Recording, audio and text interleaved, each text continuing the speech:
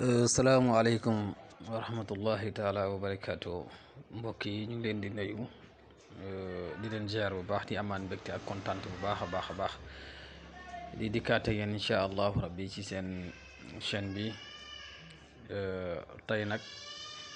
dañoo indi leen benn secret boo xamante ni dafay dox ci wàllu kaaraange ci kàttanu yàlla incha allah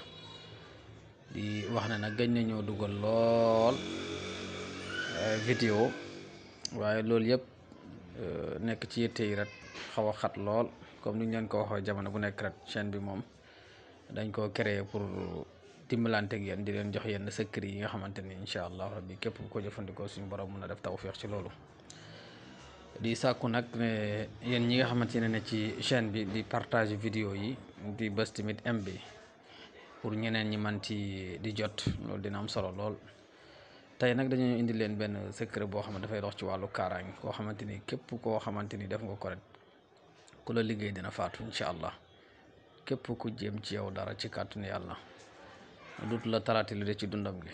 waaw loolu moom fas yéene nañ baaxee leen ko incha allah te loolu yëpp mu ngi nekk ci rab bi ngeen di seen nii di signal ana nooy def mooy da ngay bind juróom-ñaari tabat yeddaa bi du am bismillahi lu am julli ci yonent bi am dara noonu nga koy bindee ni mu ñëwee ci saar bi rek noonu nga koy bindee